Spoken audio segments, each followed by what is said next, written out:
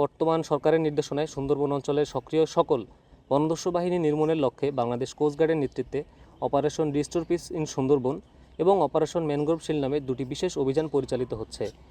এই অভিযানের ধারাবাহিকতায় অপারেশন ম্যানগ্রোভ শিল্ডের আওতায় অভিযান পরিচালনা করে সুন্দরবনের কুখ্যাত ডাকাত জনাব বাহিনীর 3 জন সক্রিয় সদস্যকে অস্ত্র ও গোলাবারুদ সহ আটক করা হয়। গোপন তথ্যের ভিত্তিতে জানা যায়, সুন্দরবনের কুখ্যাত ডাকাত জনাব বাহিনীর সদস্যরা সাতক্ষীরার শ্যামনগর থানাধীন কালিঞ্চি সুইচগেট সংলগ্ন এলাকায় অবস্থান করছে। প্রাপ্ত তথ্যের ভিত্তিতে গত 9 জুন 2026 মঙ্গলবার সন্ধ্যা 6টায় কোস্টগার্ড স্টেশন কৈখালী কর্তৃক উক্ত এলাকায় একটি বিশেষ অভিযান পরিচালনা করে সুন্দরবনের কুখ্যাত ডাকাত জনাব বাহিনীর 3 জন সক্রিয় সদস্যকে আটক করা হয়। পরবর্তীতে আটককৃত ডাকাতদের তথ্যের ভিত্তিতে উক্ত দিন রাত 11টায় শ্যামনগর থানাধীন হরিণটানা খাল সংলগ্ন এলাকা হতে একটি একনলা বন্দুক ও 2 রাউন্ড তাজা কার্তুজ উদ্ধার করা হয়। আটককৃত ডাকাত আজিবর গাজী, রবিউল গাজী এবং ফারুক হোসেন সকলেই সাতক্ষীরা জেলার শ্যামনগর থানার বাসিন্দা।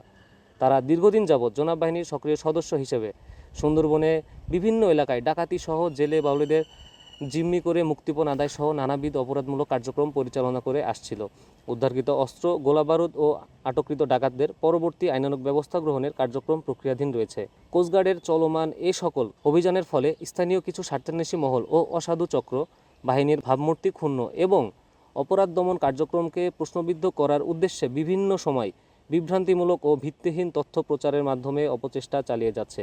অপপ্রচার থাকা সত্ত্বেও কোস্টগার্ডের দস্যু দমন অভিযান অব্যাহত থাকবে। সুন্দরবনকে সম্পূর্ণরূপে দস্যুমুক্ত ও নিরাপদ রাখতে বাংলাদেশ কোস্টগার্ডের নিয়মিত অভিযান ও গোয়েন্দা তৎপরতা অব্যাহত থাকবে।